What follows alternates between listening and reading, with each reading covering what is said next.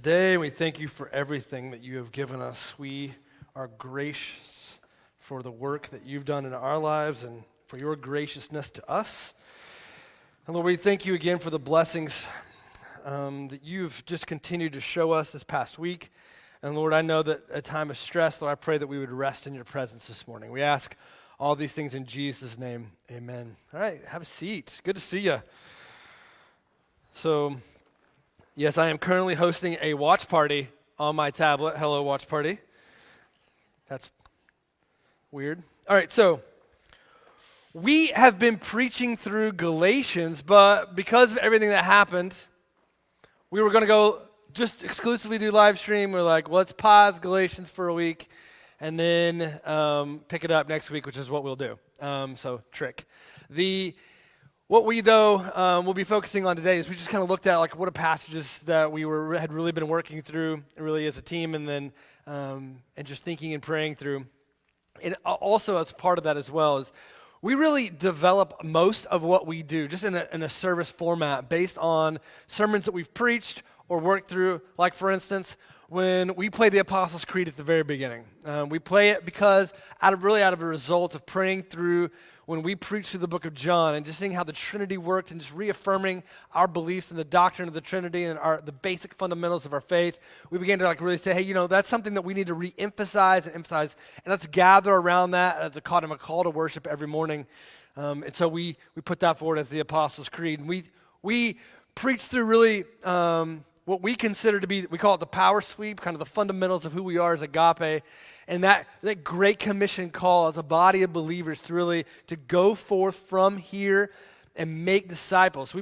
We say the Great Commission together at the end of every service. And there's just some things in there that we really have brought out of what we do in worship. And one of the things that we had a guy come in a couple years ago at Fort Carson, and then here last year, the author of the book Gospel Coach, who came and trained that material, Gospel Coach. He was the president of Acts 29 and back in the day, and then works at Emmanuel Nashville now. And his senior pastor there, Ray Ortland, and he played a video for us during one of those trainings where Pastor Ortland would get up, and at the beginning they would do like an intro video type of thing, and then he would get up and really do a call to worship that was based on this passage. And I was like, man, that is something I would love. So don't be surprised next week if we play the Apostles' Creed and then just welcome everybody with this text as a reminder of the great call that God has placed in our lives. And this is the text. I want to read it to you.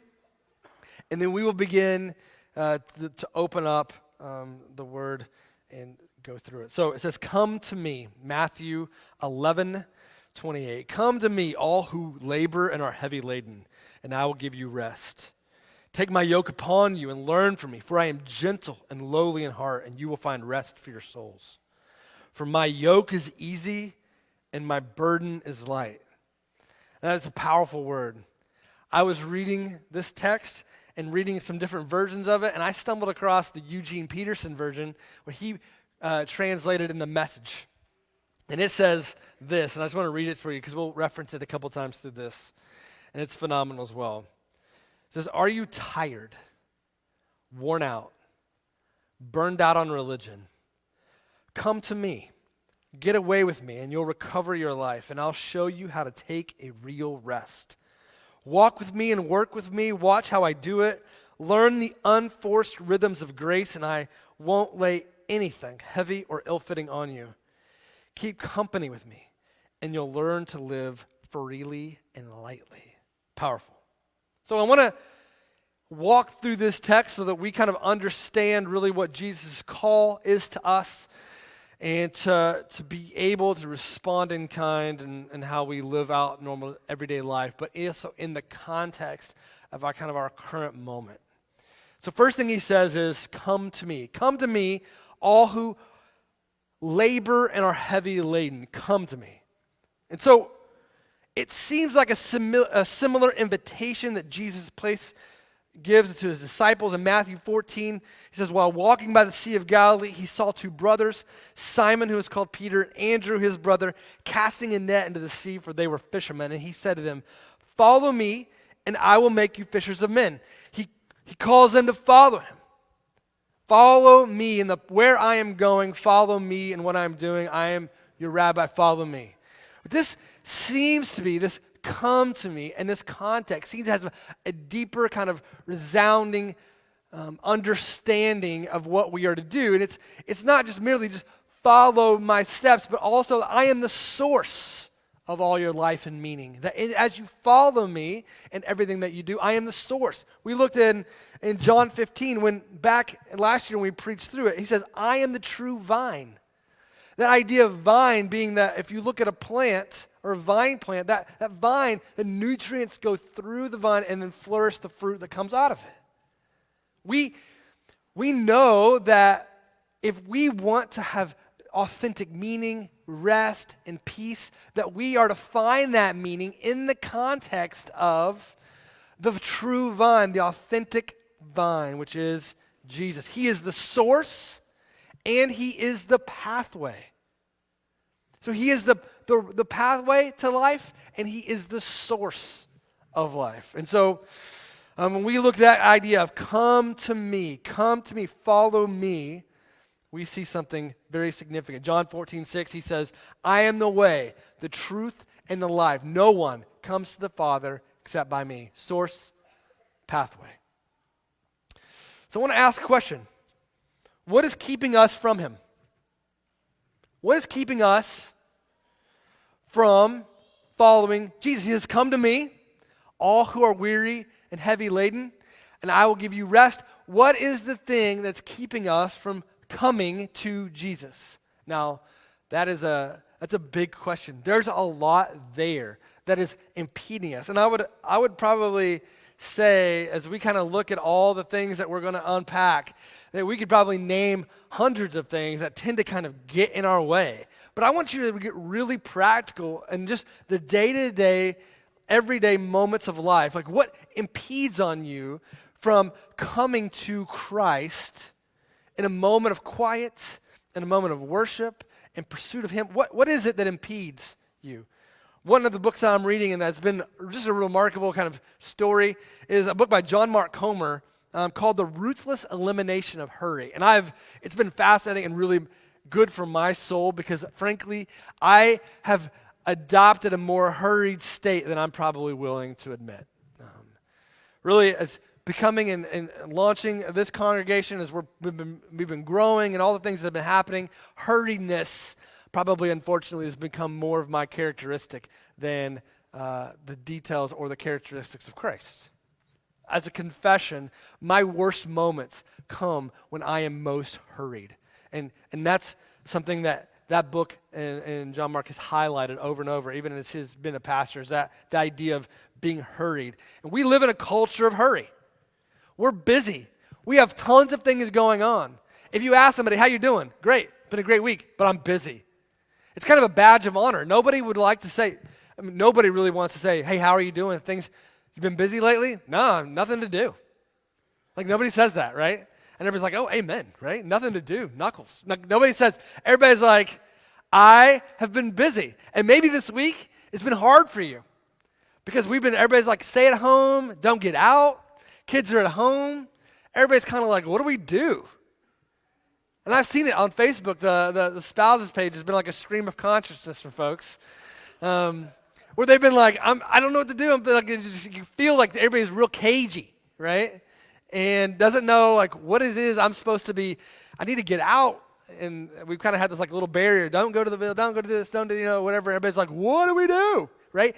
And that's kind of the inner anxiety that we've built into our system, right? We're comfortable in our hurriedness. Hurriedness is our identity, but it's keeping us oftentimes from coming to Jesus, resting in his presence. No habits are there that call us to silence and allow us to really build in the presence of God. Come to me, he says. Another remarkable kind of note that John Mark makes in that book is that, and I don't want to like constantly create this boogeyman. I know that it is out there. Every other article is about the iPhone and what it's doing to us, and I think it's probably noteworthy to think through this. But the average iPhone user, it says, touches his or her iPhone 2,617 times every single day. That's phenomenal. Average. They did this research, right? And how it shapes us and how we approach it. And I thought to myself, like, what would it be like? I would love to say, well, that's not me. But unfortunately, the iPhone tells you literally your screen time every single day. And if you look at it, it hurts your feelings significantly. Like, you're down 30% this week, and it's like, but yet you have like this many hours, and you're just like, whoa, right?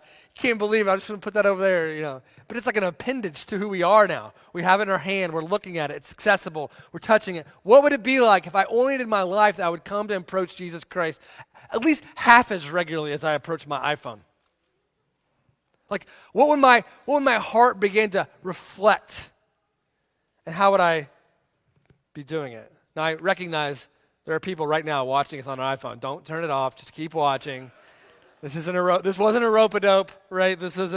I'm not Jesus juking you. It's a great tool, right? We're able, in the midst of a moment like this, to watch a service online, and what an opportunity it is. But we oftentimes are controlled. Let's come to Jesus. Come to Jesus.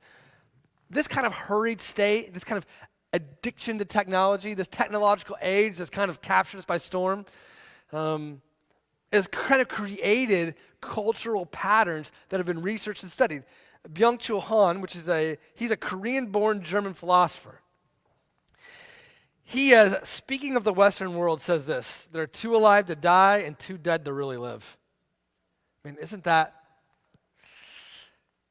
We just get in this place where we can't find rest. We can't find meaning. We're just from one thing to the other in this kind of hurried state, numb to our feelings, numb to our emptiness, numb to our pain. And we, instead of actually feeling the hurt that's actually there, instead of actually addressing the anxiety that actually exists, we just kind of medicate it by turning on Netflix, flicking on our phone, any kind of moment when we get quiet and we feel like we're in the car and we're just like, it's too quiet. I see you. You're driving with your phone. Like, that's who we are. That's what we've become. That concept of rest, that we might experience real, true life in relationships, in community, the everyday rhythms of Jesus. Now it says, come to me, those who labor and are heavy laden, and I will give you rest. Now, I know for a lot of you here, you have jobs and responsibilities on the peninsula that many people can't even fathom. You have weights on your shoulders. You have major responsibilities. And it doesn't really even matter your rank. The higher rank you go, I mean, obviously, remarkable responsibility on your shoulders to lead people, to care for people, to keep people safe, to keep countries safe, regional security. Can't even fathom. Right? Most people can't even imagine the weight and responsibility and the burdens you have on your shoulders.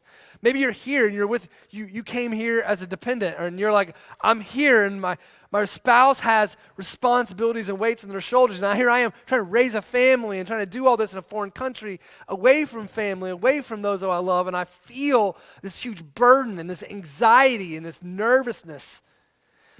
Those who labor and are heavy laden, he says, come to me, and I will give you rest. And maybe it's not just the immediate circumstances. Maybe it's religious justifications that we've created, justifications of ourselves in order, like, if I want my dad to love me, or I want somebody to approve of me, or I want Jesus to finally accept me, so I'm going to do all these things in order to gain their approval. We're heaping them on ourselves. It says, come to me, those who labor and are heavy laden, and I will give you rest. We approach every situation. We recognize that I'm not you. I don't know every single thing that's going on in your life, but I know that Jesus' call to all of us is the same, come to me.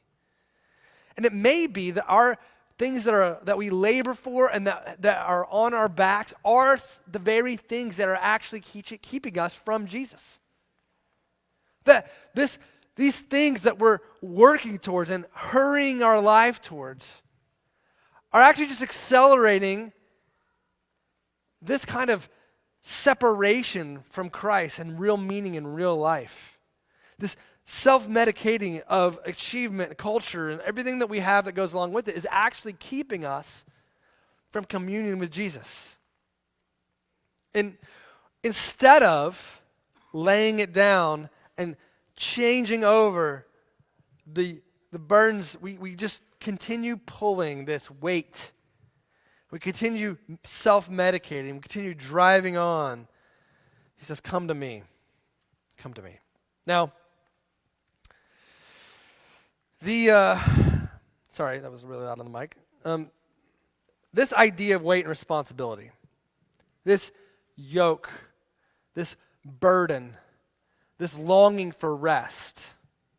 I want to kind of ask, what does that rest actually look like? It may just feel like the releasing of obligation, the releasing of these burdens. I'm going to lay down these burdens, and I'm just going to free myself from them.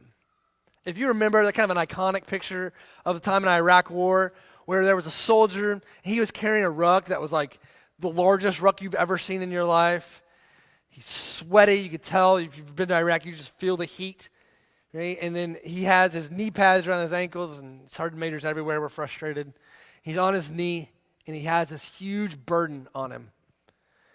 And it kind of looks like he's just taking a moment to pray, and that became kind of an image that was kind of iconic for our Iraq War. If you just feel like that rest is just taking that ruck off and laying it down, you'd be right, okay? So to say, I will give you rest, Jesus says, I will free you from the burdens, the yoke, the heavy yoke that is on you, free you from the heavy things that are there.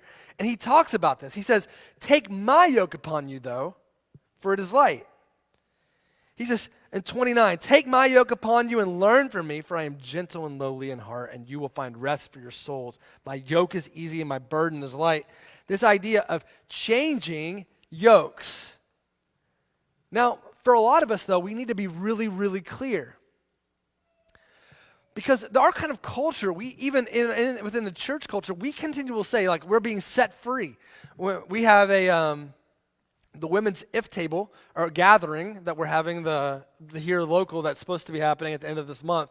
And we'll let you guys know how that turns out. We are, the motto is set free. It's correct. We sing songs about our chains being broken and rising forth and going and following Jesus Christ, being set free from the burdens of this world, being set free from our sin, being set free from these things. And that's true. But don't forget, in kind of our cultural moment, a lot of times what happens is the salvation is about being set free from responsibilities, but is not being dying to self and following Jesus Christ. And he says, look, just being theoretically free isn't the whole picture. Because we have people who are literally thinking, I just need to be set free from the things that are shackled me in this moment.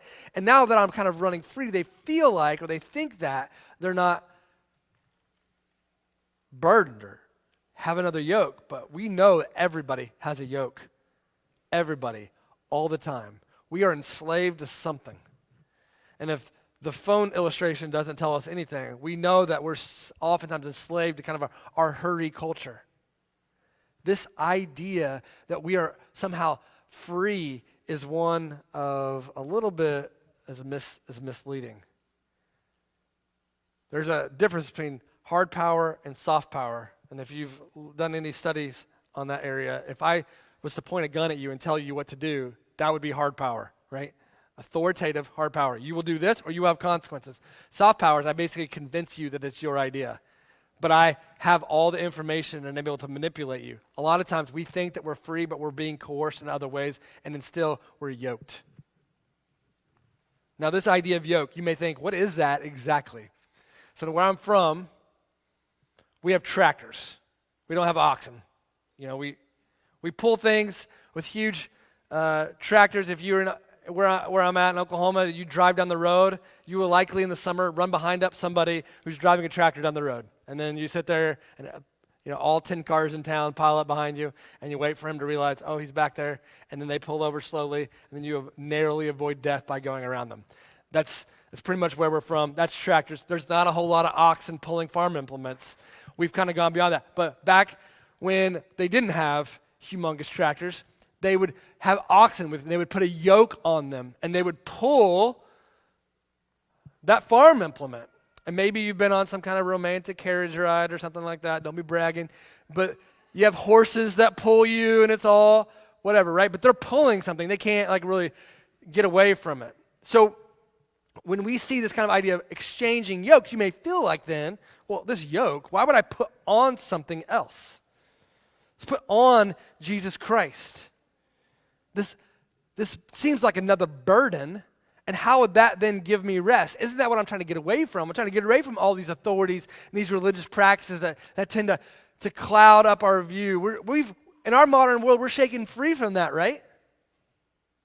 We're not going to be told, we're going to reject authority in that regard. But Jesus says, my burden is light, and my way is easy. See, for most people in Jesus' day, when he began to preach and proclaim repentance, he was considered a rabbi, and his disciples would call him rabbi, and they were referred to as disciples or apprentices or followers. Dallas Willard talks about this a lot, and in the book John Mark talks about it significantly, is that the idea of a yoke is an idea that Jesus wasn't a farmer, but rabbis had a yoke, meaning a teaching or a way of life that was to be followed by the people who were called to follow him. So when Jesus calls his disciples to follow him, he's saying, follow me, take on you my yoke, my teaching, my way of life. You're following after me. So when we call people to follow Jesus, we're not just calling them to say, I believe, but we're calling them to say, I believe, and to follow Jesus, to take on that yoke. And so that yoke, that description, that teaching is really important for us to gather, to understand that the pathway in that yoke is light, and that's where we find our rest. It's hard for us to kind of comprehend and imagine that, but that's how it is. We find our rest in taking on Jesus' yoke. And if you read through like the book of Matthew and the Sermon on the Mount, you see this kind of way of life that seems to be pretty radical. He says, they say, don't commit adultery. I say, don't look at a woman with lustful intent or gouge out your eyes, for it's better to lose your eye than to lose your whole soul. Wow, right? We see that this kind of pathway of following Jesus is a pathway to, looks like heaviness. But Jesus says it's a pathway to rest. Here's why we always mess it up. Because we'll look at it like this. I'm supposed to turn the other cheek, love my neighbors, pray in the quiet. I'm supposed to fast. I'm supposed to follow Jesus. All these things that tend to kind of come alongside the commandments that Jesus gives us. And then what we try to do is instead of just, we do them and we just apply them to our normal, on top of our normal existence. We're supposed to live our life like everybody else, but just do a handful of extra things. And what that is that just basically increases our workload. So if you have a workload, if you're living in a hurried state in life, and then you just add a couple practices of Jesus and behaviors, then what that's going to do is just weigh you down. And we think that's how it's going to happen. And we think that then we'll be able to actually do the things that Jesus did by just adding them to our overall lifestyle. But we forget or we misunderstand that the reason Jesus was able to actually love his neighbor, love his enemies, is because of his daily practices and habits in the relationship with who he was in Jesus Christ. And so in order to actually take on his yoke, to actually feel the ease of his yoke, we actually have to exchange all of our life for the life of Jesus Christ. And then to take on the practices of Jesus Christ in order that the fruits of Jesus Christ would be clear and evident. So if I said, I want you, believer, to bench press 280 pounds, there might be some of you here that can do that, right? Maybe that's a bad example. But let's say that we would say, we want you to bench 280. That's a mark of a Christian. Everybody, all right, mark of a Christian, 280 pounds. All right, we're going to do that. We're going to add that to my schedule. On Monday, I'm going to go up there and I'm going to knock out 280 pounds. There's a handful of you who could probably knock that out, okay? Most of you cannot.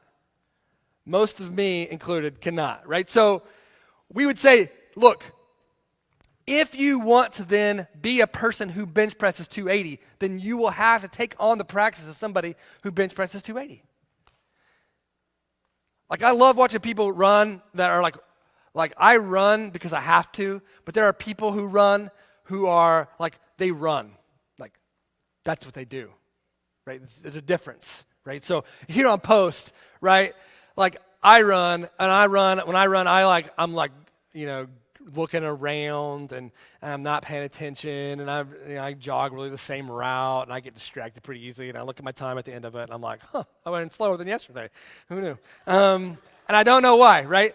But there are people out there who are like, they do splits, they're working hard, they're like burning their lungs, they're looking for the 12-minute PT 2 mile, they're going at it, right? They're really moving and working. And you can tell, like on the weekends, they're out there and they're like, they're the little running uniform and they have clothes. They're not just like in jeans and a shirt, If you see people running in jeans and a shirt, they're probably being chased. It's different, right? You know that it's different. So if you want to be one of those people who look like a runner, who run 11 minutes, 2 miles, it's not that you just then go buy the clothes and then run occasionally. You have to adopt their practices and their diet. And so while I'm in the morning, slow rolling my way downstairs, they've been up for an hour eating nutritious stuff and they're already chugging. It's a different lifestyle. You have to adopt it. When I was a kid, I wanted to be like Will Clark. Does anybody know who Will Clark is? He played first base for the Giants. I didn't like the Giants. I liked the Cardinals, but Will Clark hit a home run to beat the Cubs, and I hated the Cubs, so then therefore Will Clark was my guy.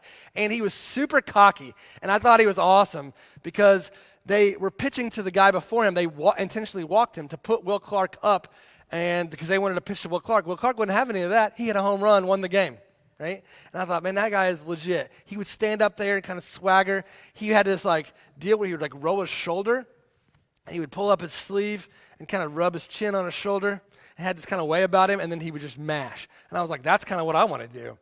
So when I got up to hit, I would pull my sleeve up and I would do like this kind of thing, like I was super cool. I'd rub my chin. There's another guy that I really liked. He would clap his elbows.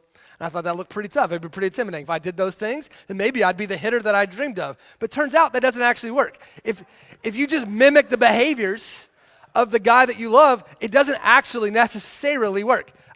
In order to be Will Clark, I had to wake up early in the morning, and my parents started letting me, this is being recorded, and I think my mom is watching, and I would drive to school at like 12 years old. So we would go to the batting cages, and I would get off a tee. It's Oklahoma, it's okay. And I would hit for hours, right? And hours. I got pretty good, not Will Clark good. I mean, I'm standing right here, let's be fair.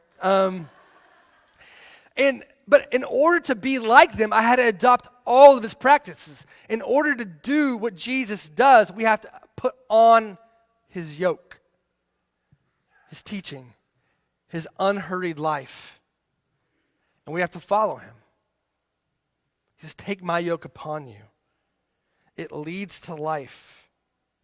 It leads to rest. And it leads to peace. I mean, that anxiety, that thing that you long for, that life that you want, it may come through. Jesus says, coming to me, laying down your burdens, laying down the things that you're enslaved to. And as Paul said 2 weeks ago, I have been crucified with Christ and I no longer live, but Christ lives in me. The life I live in the body, I live by faith in the Son of God who loved me and gave himself up for me. That I lay it down, that I'm crucified with Christ, that I die daily, every day. There's death and then there's resurrection in me. As I follow Jesus Christ, I model what Jesus has done. He died on my behalf, was raised, and I laid down my life, and I in the rest and the peace that comes from laying down and following Jesus Christ, I get joy and contentment and rest and peace. Come to me, all who labor and are heavy laden, and I will give you rest. In our communities, our missional communities who are on mission in our neighborhoods are to be gathered around a daily order and life and practice of the faith in which we have taken on the yoke of Christ. These everyday rhythms of grace, just as it said in that translation by Eugene Peterson. Learn the unforced rhythms of grace, and I won't lay anything heavy or ill-fitting on you. Keep company with me, and you will learn to live freely and lightly. Isn't that what we long for? in a day, in a world of anxiety and heavy burdened and worry, that we would find our rest in Jesus Christ. He is the pathway and he is the source. Come to me, all who are heavy laden, and I will give you rest. And that's our prayer for you today. It's our prayer for those watching, that in the midst of turmoil, in the midst of pain, in the midst of some anxiety, in the midst of having to tutor your kids for the next week, school's still out, that we would find our rest in Jesus Christ, that we would begin to organize and orient ourselves around the daily rhythms and practices of faith. So let's pray. Let's sing to the Lord. Father, we thank you for Jesus Christ. You are good and you are right and you are perfect. Jesus, we thank you for your life and sacrifice, for your resurrection. Lord, I pray that you would do a good work in our hearts and our lives as we come to you, a body, a family, that we would begin to orient our life around your rhythms and your grace. And God, that we would find rest for our souls. That the gospel, that we are loved, accepted, redeemed, and forgiven, not on our own merits, but on the merits earned by Jesus Christ, would permeate the deep parts of our hearts and our lives, and that we would be crucified with Christ and follow him. Lord, I pray for anybody here who's never taken a step forward to follow Jesus, they would do so today. They would come to you. Come to me, say, all who labor and are heavy laden, and I will give you rest. We ask all these things in Jesus'